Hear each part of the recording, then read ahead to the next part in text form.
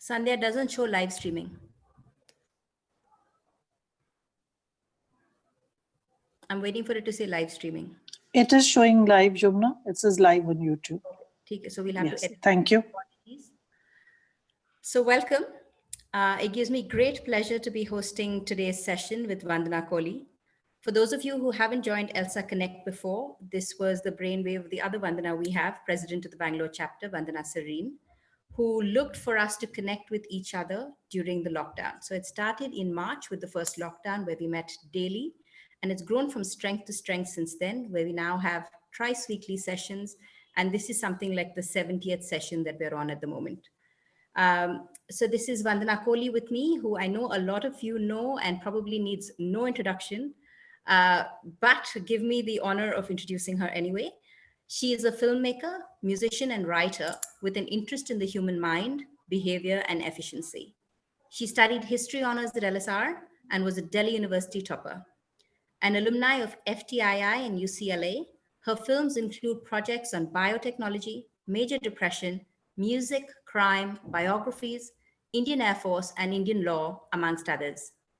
Vandana has produced and directed the international award-winning documentary, The Subtext of Anger. Her production of the Indian national anthem has over 7 million views on social media. She's written a weekly column for The Week on brain, mind, psyche from 2012 to 2018 and appears on television for debates and discussions on social change and policy.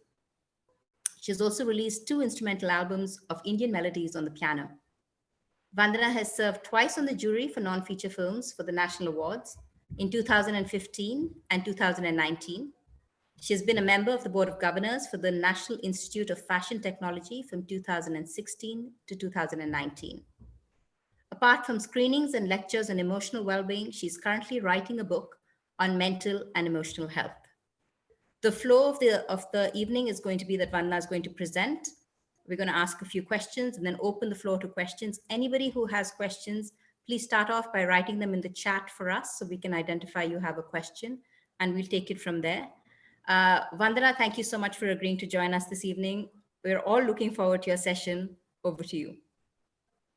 Thank you, Yumna. And at the outset, I want to say thank you to ELSA Bangalore, particularly Vandana, Winnie Serene, my friend, Yumna, you, Neelu Kulkarni, Sandhya, Sanjari Gupta, who designed the poster for us, and all the other members of the Bangalore EC, and each one of you who's taken the time to join us today, who are live with us right now, and later who may see the session. So I'm going to get straight into what we will be speaking about today, which is flow of feminine. And I think it would be appropriate to begin by defining feminine or understanding feminine. My understanding of feminine, I draw from the broader Indian tradition. And of course, feminine differs in, for instance, in the other Oriental traditions, but I'm going to stay with what I know from the Indian tradition. The first thing I think that we should know is, as we probably already do, that feminine is distinct from female. So there's male and female, which is form. There's the male form, there's the female form. It denotes sex, which are distinct sexual organs. Feminine and masculine infers gender. And gender in turn denotes function. So here's the difference between form and function. As an example, from mythology, Vishnu is male, but Vishnu gives birth to the universe. Prajapati is considered the father of all humankind, but is often, or is in fact always considered to be pregnant with humankind. Then there are several other myths. There's one of Agastya, for instance, who's the sage Agastya. I think a lot of people in the south may have heard of him. He was born from Mitra and Varuna when Mitra inseminated Varuna. So the point really is that feminine as a function exists and expresses itself not just through the female form, but also through the male form. Just as I think we are all a mix of feminine and masculine traits. Which brings us then to what are the traits of feminine? What are the dominant traits of feminine? And the first thing that comes to my mind is or which is even discussed, is understood as feminine, is her power to nurture and nourish. Now, this is interesting because if I am seeped in the feminine and I am spurred on to nurture and nourish, then I have to extend myself outward. I have to move outward from the I, from the egocentric I.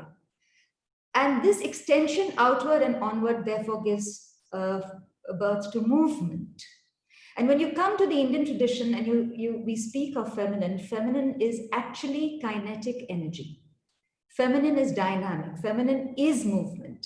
So you have masculine energy on one side, which is potential energy. It is energy, which is, or the masculine principle, if I may, is at rest. It has the potential to become something, but it is at rest. Whereas the feminine is dynamic. So let's take this closer to ourselves. The male has the seed, which is in the form of the sperm. The seed is potent. It can generate, it is potent with a life form. But once the seed is in the womb, it is the power of the womb to generate life. Which is why often the universe is considered either a womb or a cosmic egg. And this concept actually cuts across different traditions. So feminine, therefore, is the power. It's not as if she has the power to move or the power to create. She is the power to move. She is the power to create, to nurture, to nourish, to heal, and to generate life. And which is why it is this life-generating power that designates water as feminine. And which is why I named this the flow of feminine. I think, this is where we can apply and make use of the feminine principle in our life. And for that, I'd like to offer something that I call the river analogy, where the river is a metaphor for life, for our internal movements, as well as what may happen outwardly. And this is what it says quite simply. My life, or your life, or life, begins from this one source up there as a trickle, pure, pristine. That trickle bounds its way just as childhood does, skips and lilts its way downwards with youthful vigor, so that's childhood and youth, sometimes finding a path and sometimes not finding a path, or quite unconcerned about finding a path at all, but looking for the easy way. I think a lot of us who have adolescent children would probably know what that means.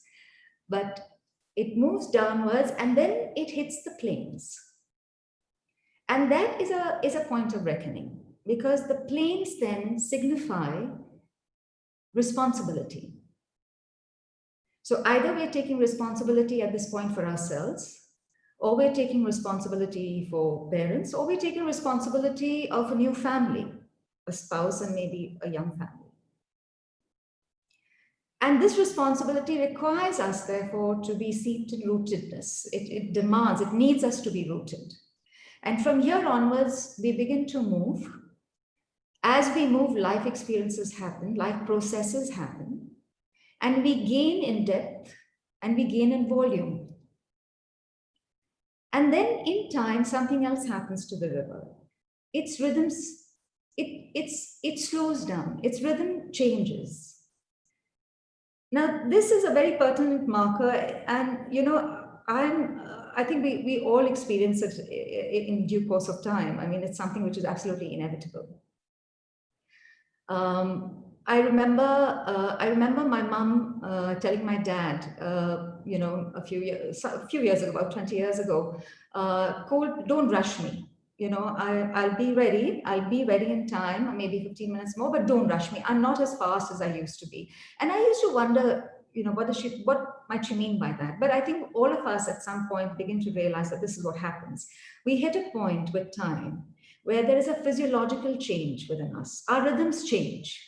It's a change in physiological rhythm. It's a change in our mental rhythms, and more so in our emotional rhythms. We need time to take cognizance of the emotional processes that are happening, or whatever is happening within us. So that's one point. There is another reason why the river slows in her rhythm. She's carrying all, there is this depth, there is this width, there is this swell. And she slows because she's carrying a lot of silt.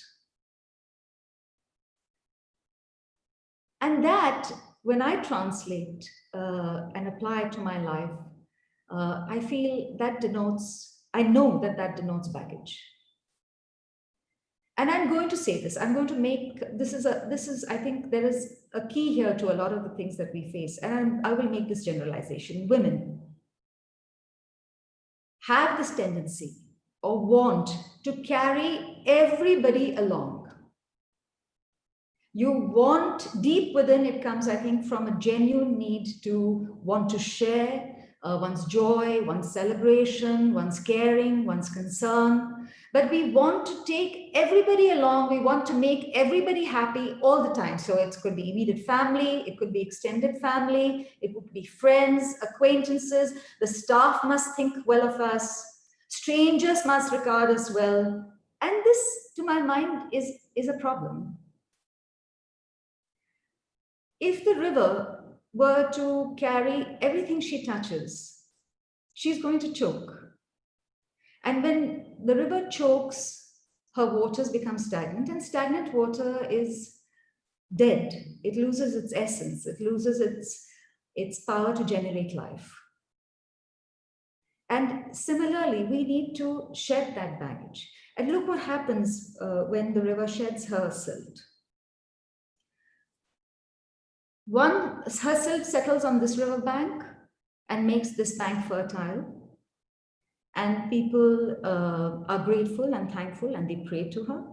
And it settles on that river bank and it causes some flooding and there's destruction and people curse her. And she stops for neither. She has to move on. That is her only focus. That is her only work. That is her effort. That is what we call Nadi ki pravitti. It is her inherent nature. She has to flow on. She can't be touched by either appreciation or condemnation. She has to continue flowing for her own well-being and for the sake of the well-being of people around her. And then this is not to say that there are no obstructions. There are obstructions. I often look at obstruction. I think obstructions mostly come from people or come from a life event that is momentous. I think for a lot of us, COVID has become some kind of an obstruction in our lives, for which we need to reorient ourselves.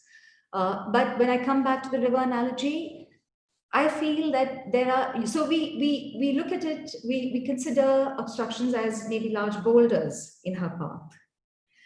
For me, as I said, those boulders could be people, it could be society, it could be structure, it could be a particular system, it could be anything. But does the river swirl herself around the boulder? No, she says, you know, you want to be a boulder, this is your essence. You feel the need to be an obstruction, that's fine, but I need to move on. And so she flows on. And then sometimes there is this extremely momentous event which presents itself as an obstruction as great as a dam.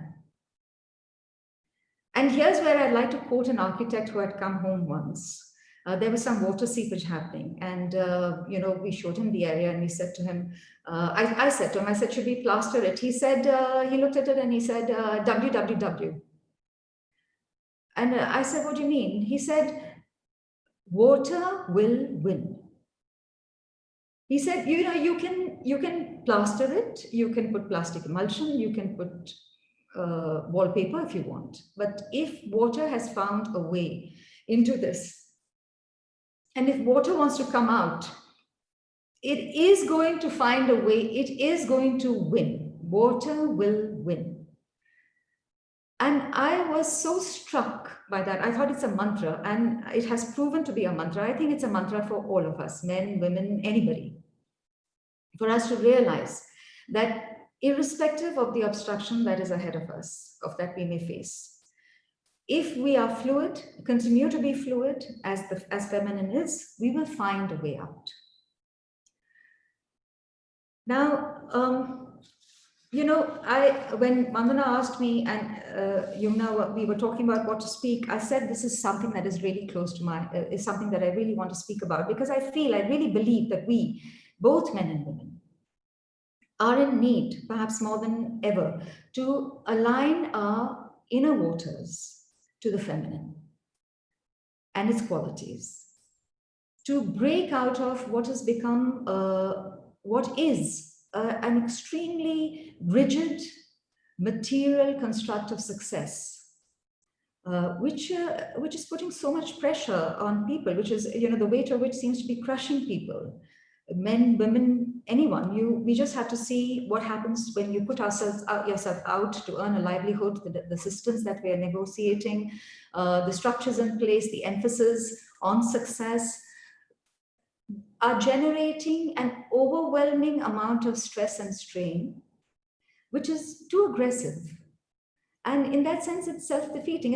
We can't sustain it. Neither can we sustain it outwardly, nor can we sustain it internally for our own inner workings. So I do feel that we need feminine expression. We need voices that bring the feminine alive. And those voices have to come through both men and women. I say this over and over again because I really think that women and men bring different skills to the table. There is a study that I'd like to quote.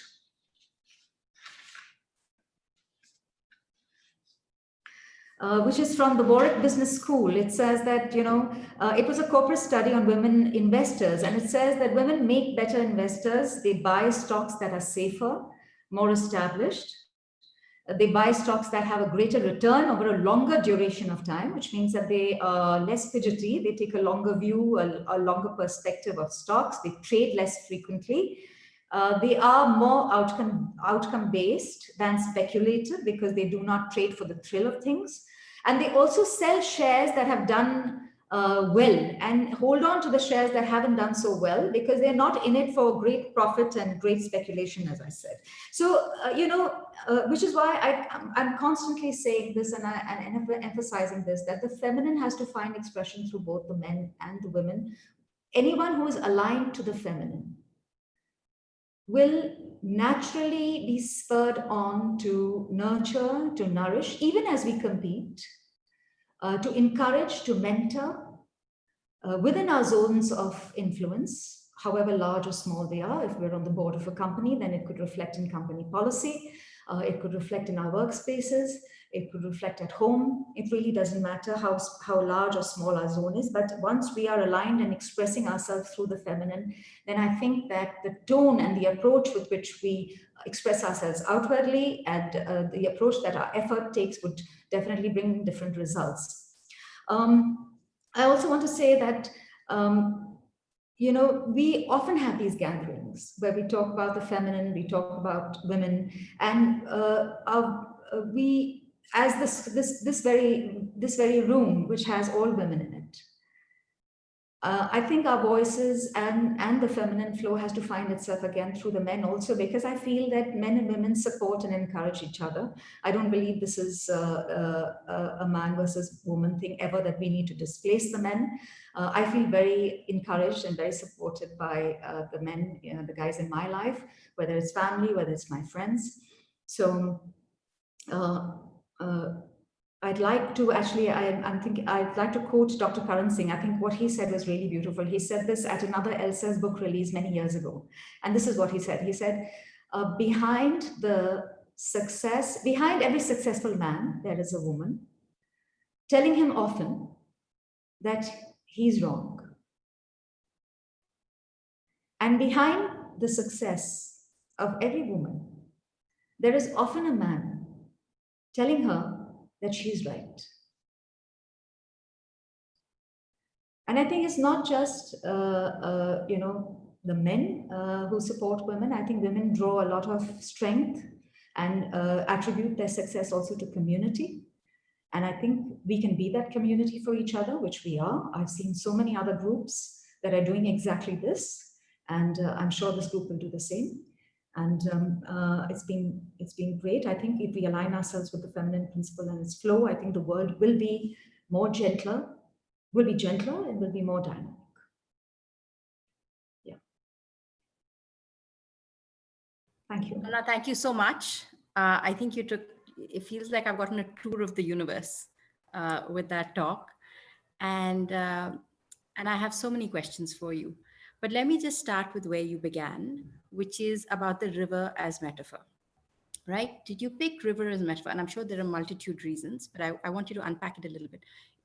Did you pick river as a metaphor for the feminine because of the kinetic energy first, or because it also lends itself perfectly with that imagery, even for us in the Indian ethos, that imagery of Shiva offering his matted hair to soften the power of the original river? I mean, I'm sure there were several strands, but what went into your identifying river as the perfect metaphor, besides the tracing of the life path? Yes, Yumna, I think it's many things combined. Actually, it's everything that you mentioned. But when I started, I don't even know if this is an original thought. I don't know if I ever read about the river as a metaphor, but I do know that I've applied it to my life. And it has helped me in so many ways, which is why I'm offering it in this talk. And I hope that and you can make use of it equally. But you brought up you mentioned the myth of Shiva offering his matted hair when the Ganges needed to come down. I don't know how many of us are familiar with that myth, but very, very quickly, Agastya, whom I mentioned earlier, has this great digestive power, and he at one time drinks up all the water on earth because there are some asuras who are troubling some rishis, and in the evenings they go and hide in the water. So just to get rid of them and obstruct what they are doing, he drinks all the water, and so now the earth is completely depleted of water. And Bhagirath is in the middle of a particular ritual it's a very elaborate ritual for his forefathers, and he needs the water. So he goes and does penance till Brahma appears, and then finally Shiva appears, and he says, all right, you're asking for the Ganges as the celestial river to find her way down, but you'll have to ask Shiva, as you said, who offered his matted hair. Now, I remember going to Elephanta and the guide telling us, we were about 5 or 6 women and 2 young people, 2 children, and he said, here is the myth of Shiva offering his matted hair, and this is the Ganges. And it basically means that, he took on the force of the river and he wanted to prove that he can break the pride of a woman. And I was a little taken aback, and I put my hand up and I said, I have a different interpretation. So he was very sweet. He said, yes, please. And I said, and this is what I believe, that it takes a very, very stable and secure man to bear the full force of a woman. A woman has so many different expressions, so many different, has so potential in so many different ways. It's like many arms of the Devi, of the goddess. So it takes the man, a very, very stable man, to be able to bear that force without losing his own, without him being driven either to anger or to frustration or to despair in any way. And therefore, when I translate that into the river analogy, to my mind, if the water itself is feminine, then the masculine for me is the riverbed. Because it is solid and the water is flowed over it, which is why I kept emphasizing, the fact that they complement each other. Yeah. Thank you, Vandana. I'm sure that there are going to be several questions, but I want to take the opportunity to just ask one more of my own. And, you mentioned that there needs to be more feminine energy, both in men and women today. I think as we move forward into this future that's increasingly liberal, we look to men to shoulder more of this sort of feminine burden, whether it is looking after family, whether it's chipping in with chores, whereas and this sort of move to the center, Ardhanareshwara, where we both become, masculine and feminine together.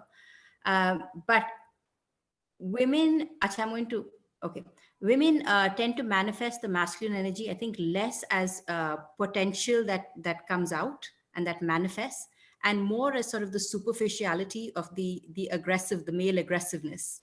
Is that how you see it as well? And could you talk to it, or do you see it differently? No, I agree with you. In fact, I find given the constructs that we are working with, given the systems that we are working with, it's unfortunate that for a lot of women who've made it there, not all, of course, we can't generalize, but for a lot of what we see is that they come with the same aggression. Because for them to just battle and negotiate the system, it brings out that kind of aggression. And that's what I'm saying. That's why I'm emphasizing that we need to express ourselves through the feminine. Because when we do, the feminine is movement, it's constant flow. And so with the result, it's not as if it's stationary, it's not. So I find that when something is not expressing itself well, is not expressing itself in its complete potentiality, then there is aggression. Because there is so much conflict, that's generation, there is aggression. So, no, so certainly, as you said, we are a mix of masculine and feminine. I believe that. I think those traits actually come up appropriately as long as we are alive to both. If you're faced with a situation where it requires you to be aggressive just to protect yourself from threat, so be it. But that trait arises and it drops off because its work is done. And then you move on. We don't have to cling to one or the other. I'm going to actually request if anybody has any questions, if they can put it on chat, and then we'll call on you. And then please ensure that your camera is on when we call on you. I can see lots, Vandana, I can see lots of appreciation for the talk, that it's beautifully put, there's food for thought. So lots of appreciation, but anybody who has questions are welcome to put them on chat as well. While we wait for any other questions, I think the one thing that I will say is I'll bring it back to COVID and the world that we're living in, because, it feels like it's this unique moment in time where everybody is oriented in one direction. Regardless of where you live, if you're isolating, you're home more than you used to be. Everybody is living, working all these roles together. And I think that it used to be that, men go out and they're aggressive and they do their work and then they come back, and the mother, in addition to doing her own job, comes back.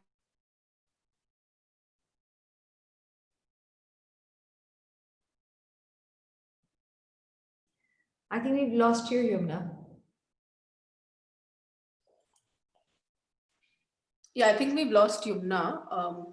Vandana, do you want to move ahead and start taking some of the questions? Yeah, there's a question from, oh, sorry, you're back. No, that's okay. I was saying there's a question from Madhulika. Okay, perfect. So, Vandana, do you want to respond, or shall we just ask Madhulika for her question? Sorry, actually, we missed part of your question, Yumna. Acha, theek hai. Then we'll ask Madhulika's and I'll come back later if there's time. You were saying something about men going out there and being aggressive, doing their work and coming back. And then? No, so the context was essentially that with everybody locked in at home, because we're all in the same space and working from the same space, I'm finding in a lot of the nuclear families that I'm seeing around me, that there's gender renegotiation happening within the walls, that men are also taking on more of this nurturing role, because they're seeing their female partners also, having to do both, having to, fulfill their work requirements, and also having to manage children, manage whatever else, pets, manage help, manage the kitchen. And I'm seeing almost this readjustment where there's more of the feminine flow that I'm seeing manifesting, even because of this very unique situation we're in, where everybody's locked in together, almost like little jails. And I was wondering if you agreed with that, if you saw that, just a comment on that. But I think Madhulika's got a question, so we'll move to her right after this. Yes, well, yeah, you're right, Yumna. It's true. There are exigencies that happen where you need to find new ways to express yourself to deal with a particular situation. So that's true, that's happening. I think, the problem is that the men believe that they have to be aggressive. And that really comes from this from how entrenched patriarchy is, or a parochial mindset is. I think it's very difficult for men to be constantly aggressive as well, which is why I feel that the feminine has to find flow. When I say the feminine has to find flow, it doesn't necessarily mean that it has to come from the women. It can very much come from the men. It's just that all of us need to be sensitive to the fact that this is equally a part of us.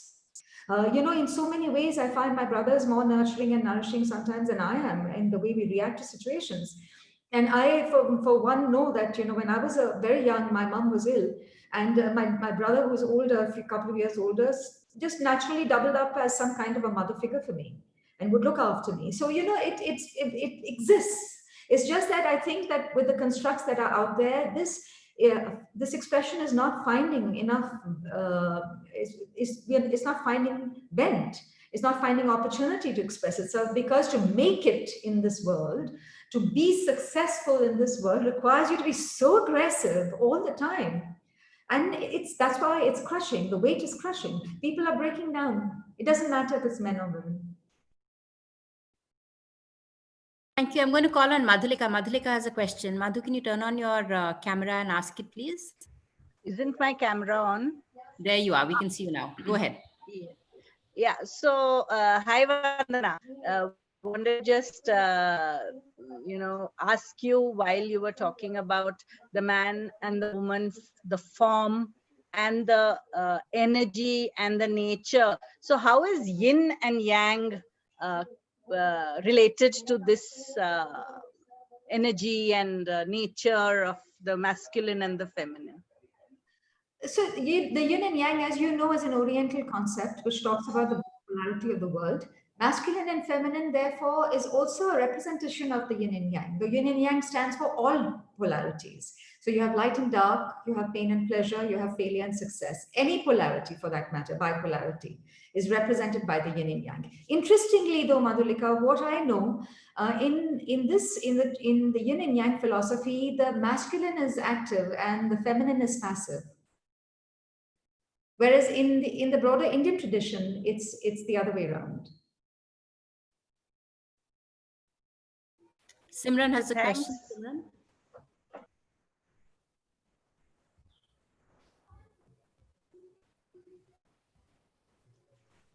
Hi, can you hear me? Yes, we can hear you now. Oh, okay. Hi, Vandana. Would you mind turning your camera on?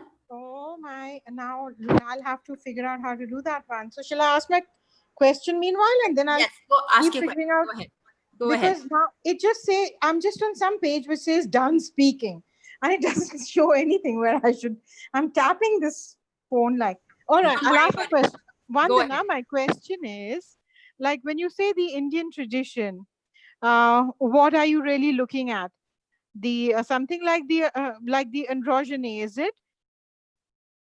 What are you looking at with the Indian tradition? And I agree with what you've just said about women. Well, I don't think women are really imitating the masculine when the aggression comes on, but because patriarchy is so deeply entrenched in this system that sometimes there is, the anger, yes, you're right, the aggression does come on. And patriarchy, unfortunately, is not just something that you can say exists only with men. In fact, one would find, especially in the Indian context, women have inculcated patriarchy so deeply. They are far more patriarchal than men, especially in the workplace. Just was curious about your comments on that. Thanks. Thank you, Simran. Yes, I agree with you that patriarchy is not something that is perpetuated just by the men. It is perpetuated by the women as well. Especially women who have had to fight against patriarchy, and then once they reach a certain point, they think to themselves that, I've been through it, and I'm not going to make it any easier for you. So you jolly well go through it yourself.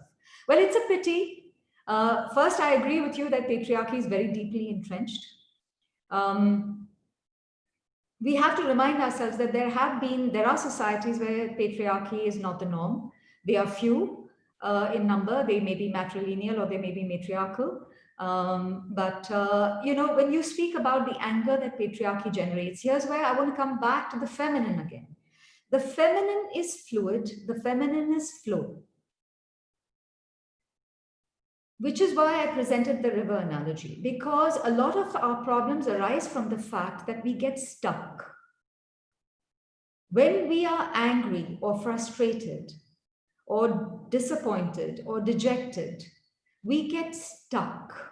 Our inner waters get stuck. It is like when we are angry, it is like our waters raging around a whirlpool, a dark abyss. We think there's a lot of movement, but actually there is no movement. It's all happening in one plane.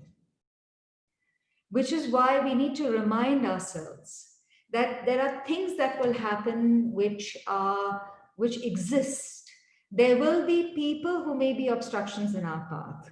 There may be entire landscapes which may be obstructions for us. But if we bring the focus back to each one within, because that's the only way we can make a difference. True. And I think one probably needs women mentors then. Certainly, which is why I said that when you align yourself to the feminine, you're naturally spurred on to mentor, and to encourage. Not all, and that doesn't mean that you forget your flow.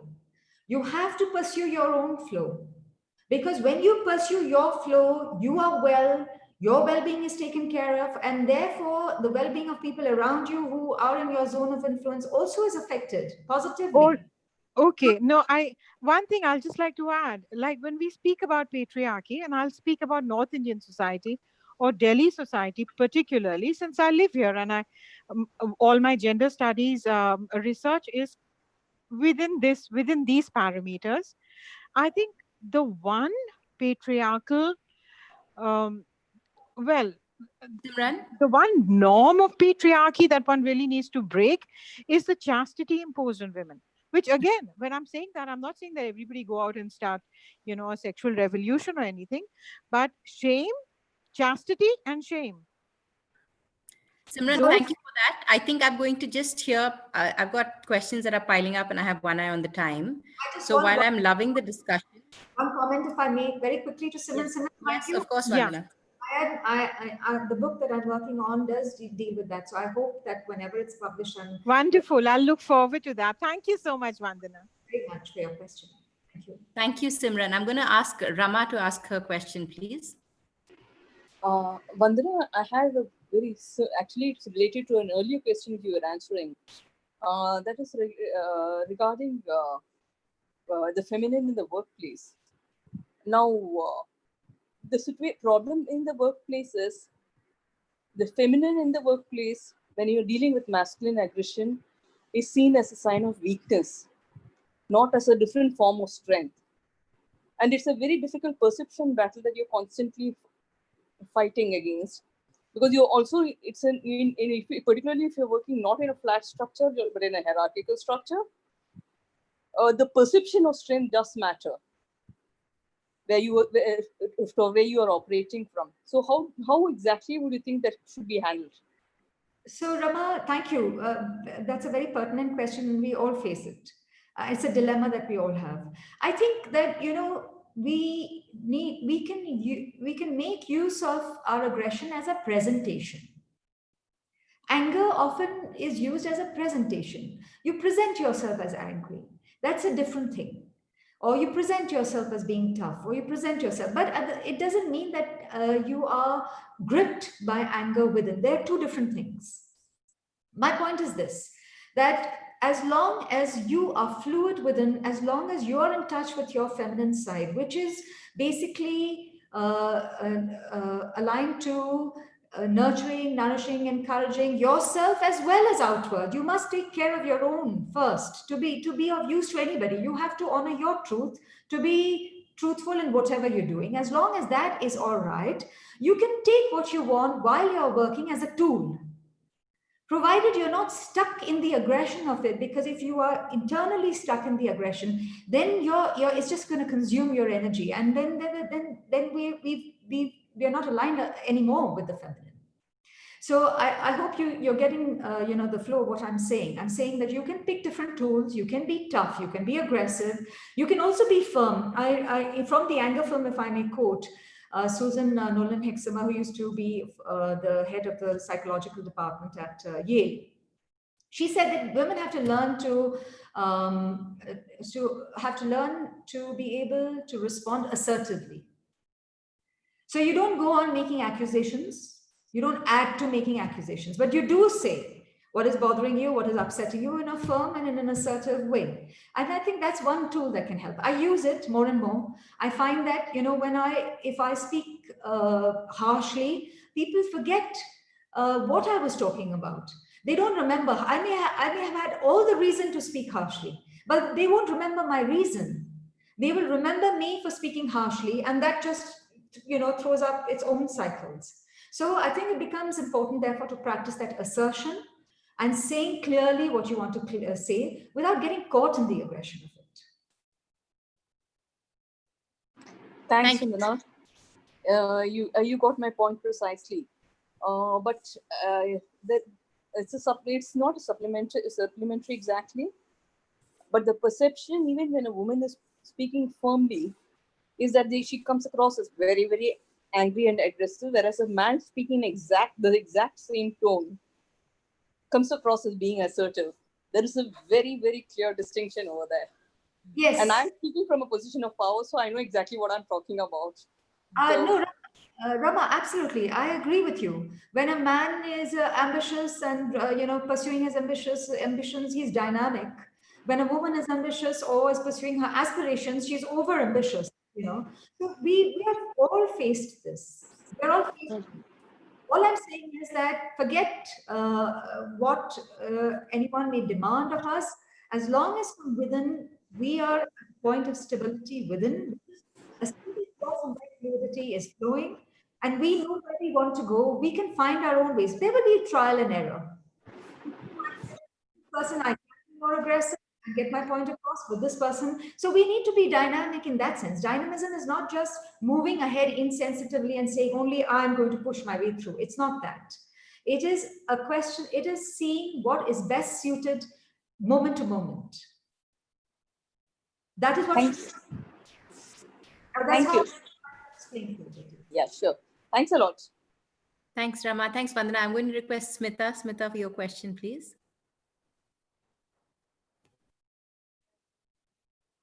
Smita, you're muted. You need to unmute. Perfect. Thank you, Vandana, for such a lovely session. And I love the way you talk about masculine and feminine. And the thought that crosses me is that when we just think of masculine and feminine, we are still in binaries. Yeah.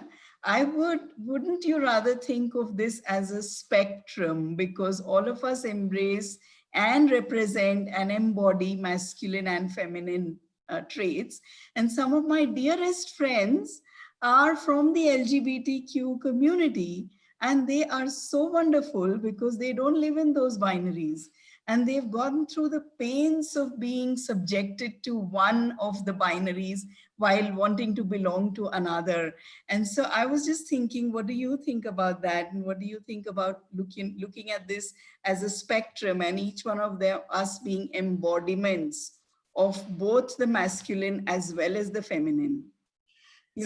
That just one more thing, so that for me, assertiveness sometimes becomes a tactical reason for not showing our masculinity to the extent that exists within us. I would love to blast out and be aggressive, but because of the perception, I won't be, because I would lose the effectiveness. So we're still in a gendered world where assertiveness is needed. Yeah, I just wanted your views on that. Smita, thank you.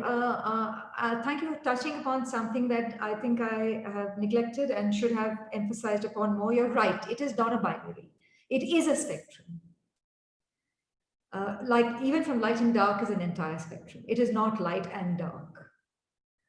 So absolutely, I cannot agree with you more. We all have that spectrum of traits within us. Absolutely, I cannot agree with you more. And like I said, I think in one of the questions I mentioned that there have been times when I have consciously, resorted to what I know is a more masculine trait within me. It comes from within me, just as it all comes from within us. So yes, which brings me back again to this, that the female and male is a form, but the function of masculine and feminine spans that spectrum, and therefore is within us, as you say, as that spectrum. So yes, indeed. And I think you mentioned something about not being aggressive and being assertive. Was there a question there? Well, question to the extent that, one is assertive only because of perceptions. There are times when I would really like to show my anger or be aggressive, but because the external environment is gendered and structured. So the question to you is, don't we use assertiveness as some kind of midway because we cannot really express our masculine traits, just as men cannot express so many feminine traits. So for women, assertiveness is available. I don't know what is available to men for showing their feminine side. Yes, I wish we were there if this was the anger discussion. I think we had spoken about this in length. But I want to say this, that if this is a question of learning expression. We are taught to express anger in different. Yes. Men are taught, and almost it's okay for them to be angry. They're taught to be aggressive. The women are told this is not the female ideal. Yes. This is not the way women are supposed to speak. This is not the way women are supposed to be. So, don't show your anger. So yes, so it is learned. The expression is taught to us and therefore allowed in certain measures. But having said that, I want to say for anybody, men, women, and the entire gender the spectrum of gender, when anger is expressed as anger, let us stop thinking of anger as a masculine trait that we should be allowed. We can be allowed. But I know for a fact from my experience, limited, when anger is expressed as anger, it generates more anger. We have to find ways to express anger in a way where it is not generating more anger. And I think one way to do that is if we put space between the emotion and the expression. So you may feel the anger. The anger is going to spark. Anger sparks for many reasons. Anger sparks, especially if we felt a threat. And that threat could be anything. It could be physical, it could be to our identity, it could be anything. It is going to spark. Even in people who practice long-term meditation, anger sparks. It's the prefrontal cortex, which is involved in meditation, which puts the brake, which is the braking mechanism, which becomes much more stronger in people who practice meditation. And this is proven. Puts the brakes on and says, hang on, before you lose your temper. So it's not as if anger doesn't spark.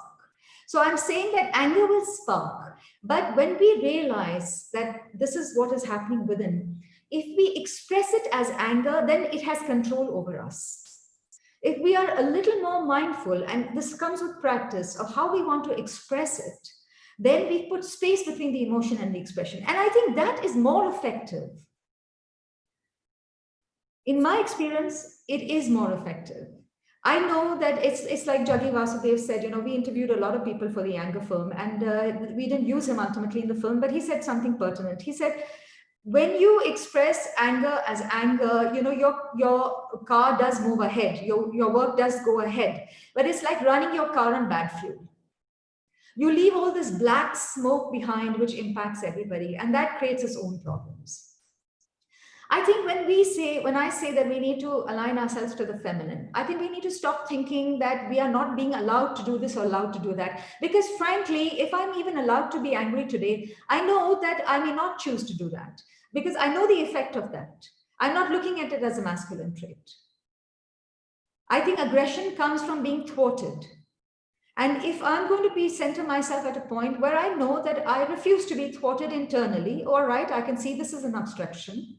And at the moment, this is how I'm reacting. But if I create that space, I'm ready for obstructions. The river is ready for obstructions. There are boulders in her path. There are landslides in her path. There are dams in her path. It is bound to happen. But if I stay fluid and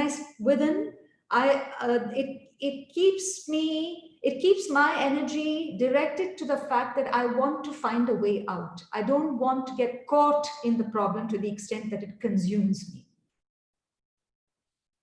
Lovely. Thank you. Thank you. Thank you. So we've got Ratna with a question. Ratna, can I request you turn your camera on, please?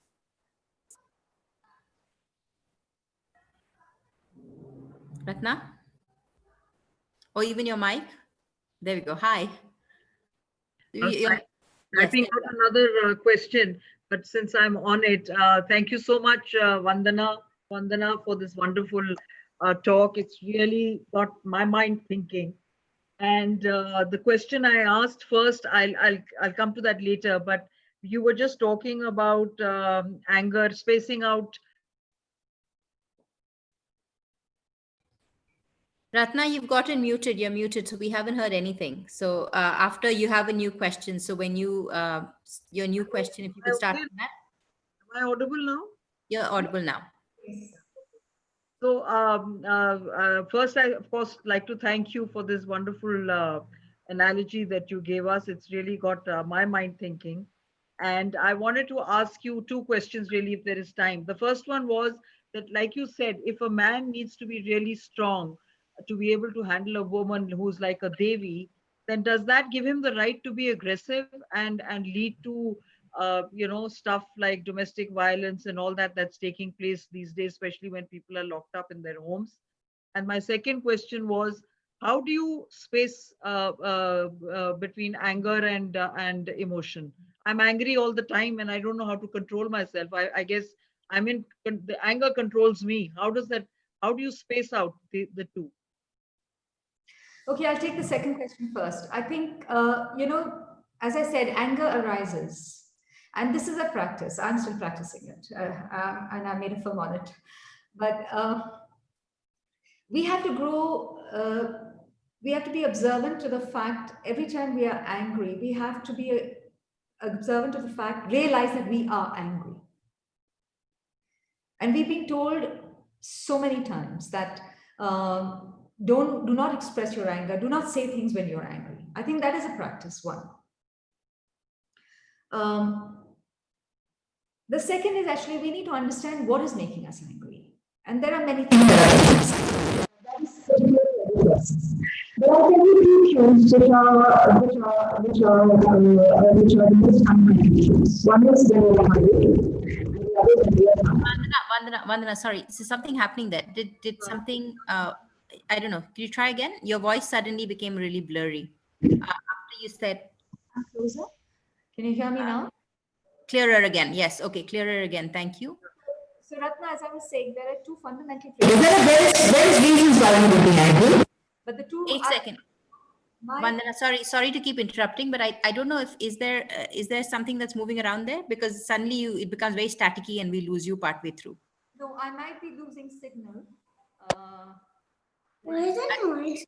You're very soft now suddenly. And I've been speaking at the same volume, I assure you. Is this better? No, you're very faint. You're very faint. I can't hear you. Oh, I'm so sorry. Just hang on. Could I go off my video so that you can hear me more clearly? Would that help? Okay. No. Is this better? I think it's better now, Vandana. It's better. It's a little better. It's a little better. Without your video, we lose out the effect. So let's No, just. we have to have you on video, Vandana. I think move it a little bit closer to you. Whatever it is, I hope it'll sort itself out again. Okay, is this better? Ratna, can you hear me? It's faint. You were much better when you were talking to us. It's very faint. I've done nothing. I assure you. Very soft. At all. What about a headphone, Vandana? I mean, do you want to use this? Doesn't matter. Let's go. At least we can hear you. Just a minute. Give me 1 minute. It's working, right? Okay, is this better? What if I speak as loudly as this? Can you hear me now? We can hear you clearly, but still terribly faint. But we can make out what you're saying. But it's okay. And Yes, she's please go audible, with it. she's audible. If everybody else is on mute, we can hear you. Thank you. Clamoring that you continue. Right. And through all of this, I seem to have lost the flow of my thoughts. But yes, Ratna, if you can hear me, I want to tell you two reasons, fundamental reasons why most of us are angry and we don't realize it. Is if we are hungry and if we are tired, if there's fatigue. And if you find yourself to be constantly angry, one reason could be that you're under stress and under strain. And I can only say that the subtext of anger talks a lot of that. Maybe we can do another screening at another time and that might be able to help. I hope it helps. And the first question, to be honest, I can't remember. But if you send it to me later and I'll try and respond to that. Okay, it was basically whether it's the right of strong men to, be aggressive against women to destroy them, like domestic violence, etc. Hang on. So I want to say this here. This is a misnomer that a strong man is an angry man or an aggressive man. This is where the problem lies. This is the root of the problem. This is why we come back to the myth, Yumna, you spoke of right at the beginning. And I said the interpretation is it takes a very stable, a very silently secure man to bear the full, to hold and encourage a woman. Forget the Devi. This is just, I said Devi because it's a myth. We're talking about mythology, but mythology is open to interpretation, meant for us to apply in our lives. So, if for people, we have to break out of this, that for us to be strong, we have to be aggressive. I think that is where the problem lies, which is why our world and our systems are the way they are. Somewhere we think that the more aggressive they are, the stronger they are. They're not. Look at us. We're at the edge of disaster. Look where this aggression has brought us. We need to take several steps back.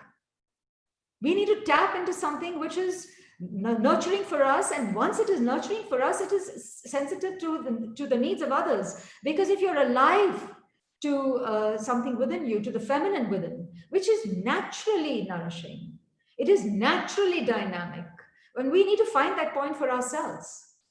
We need to dissolve everything, put everything in that first. Acha, Vandana, we can hear you now. Okay. So a couple of things. One is, I think, we try and run to 5 o'clock and we're over 5, but I think this is a very meaningful discussion. And I think there are at least 2-3 questions that I know of that I think people are keen to ask.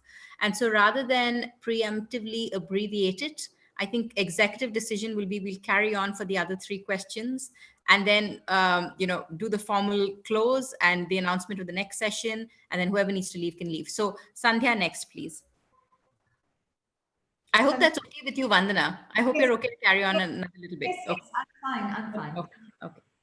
Hi, Vandana. I have a PDF attachment to me. So I actually had a comment more than a question. And what got me thinking about it was, all the boys and men that I have been attracted in my life, and are people who've had this side of the feminine to them, right? But again, it's not what you call a soft side. And I think today you've given me a vocabulary, and that is maybe it's this flow that they've allowed emotions to flow through them. And I used to always wonder that, is it because they've had a sister or a mother who is conscious of this and who's allowed them to develop this side to them? And I think this concept of the flow has been a very useful thing to think about. And I think it's something I'm going to keep with me now as also a mother of a boy and a girl. So thank you. Thanks for that. Thank you. Thanks, Sandhya. I think Gravita has a question first. Are you there, Garvita? Yes, I am. My question was just that this is such a wonderful conversation that I want to take it forward, and I'm very curious as to when your book is going to be out. Thank you very much. I think COVID has thrown every schedule out of gear. So, but perhaps at the end of the year, close to the end of the year, around that time, I hope. Perfect. I hope we get updated on the group so that we can keep track of this conversation. Thank you. So I think, yes, we will update you on the group, and maybe we can do another conversation then. I think it would be a good idea. Thanks, Garvita. I thought it was a great question. And I was going to close on that, but there's someone I can never say no to. So Neelu, what is your question? I think Sandhya just said it before I could say it, because being mothers of sons, and I think I've been observing what you said, and this is so beautifully said. I needed it today, Vandana. And I must thank you for the session, because the flow, has been so beautiful. And today itself, this mind of mine has been, it's just like a volcano today, because you let the flow happening, and the flow has been happening beautifully. And I feel what you said is so true. But there are days where you just want to just be the volcano, because you just want to be the volcano. And is it the right thing to do? Because I'm not asking the question for a permission, because I just feel naturally, and with nature, you do wish to show the other bank of yourself. So what would you say about that? Or is there a better way to go about it? No, I don't think anything should be suppressed. I don't think anything should be repressed either. If you feel like being the volcano, be the volcano. But brace yourself that there will be consequences, and you're responsible for that. True. So I agree there, but this flow of the river is amazing. And thank you very much. It's just opened my eyes to something which is so beautiful and so real. Thank you. Thank you. Mayuki has a question. Mayuki? Yeah, hi Vandana. It's a pleasure hearing you. Your talk was wonderful, and it took me back to the memories of when I was in college, as I was your junior. And I found, even at that time, you had a lot of humility in you, as whenever one would come to approach you or speak to you or talk to you. And I find even today, after meeting you at the Elsa dinner and hearing you, that you still have so much of that humility. So, Vandana, what have you really? I mean, what would you? How have you nurtured such humility that's been identical all through these years? Which part of feminism in you have you inculcated in terms of being able to nurture so much humility?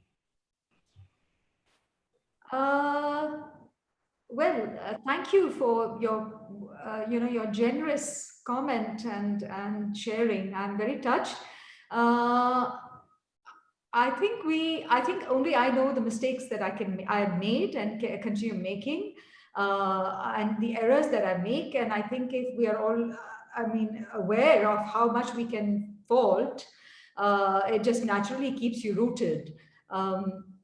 I don't think I think you said humility, right? I don't think I need to watch that all the time. Not for any other reason, but not to be overly aggressive, because I feel that every time we are aggressive, we are humiliating somebody. And then I think the one way to prevent that from happening is to constantly put yourself in the other's shoes.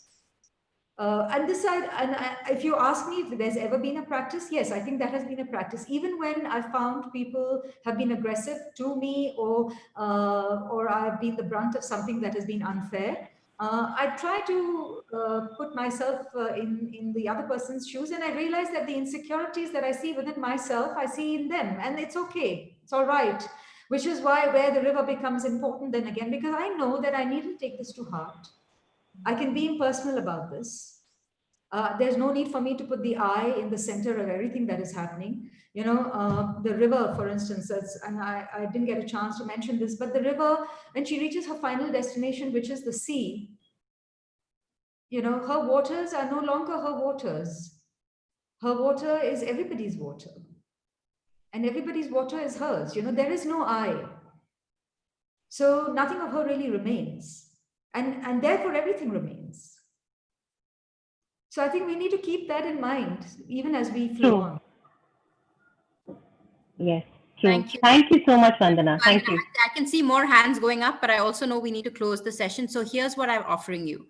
I will request Vandana Sareen to come and announce the next session. We'll do a formal thanks, and Sandhya can stop streaming us, and then we'll carry on with everybody who wants to stay on and ask Vandana more questions. So may I request Vandana to just come in quickly here about the next session, please? Yeah, thank you, Yumna. Thank you, namesake, Tippy, Vandana, whichever way, right? I just want to say something here, actually. We met at our Nama Elsa, the annual dinner that we had in Bangalore. And I think all of Bangalore pretty much fell in love with Vandana Kohli. And there's one side which she hasn't brought up, is that she sings beautifully. She sang through the night till 3 a.m. And I would have loved actually for you to actually end this session with singing a song, if you may. And in the same breath, I'm announcing the next session of ELSAConnect, which is on Tuesday.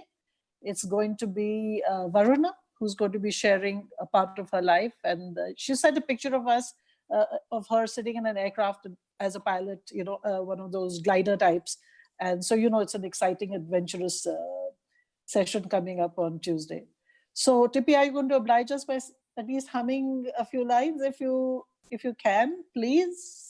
I can. I don't want to do any nakra, but I feel that wouldn't it be nicer if we do some other time when all of you all want to sing and I bring out my guitar. I don't have my guitar with me right now. It's been a bit of a crazy day, so fair enough. Whatever works. Fair enough. If you won't insist, and if you don't mind, and if you will please all pardon me, but I promise, anytime you want to do a music session, I am in. Count me in. You just come to Bangalore. Simple. No. We're going to do one in Delhi. I'm barging in.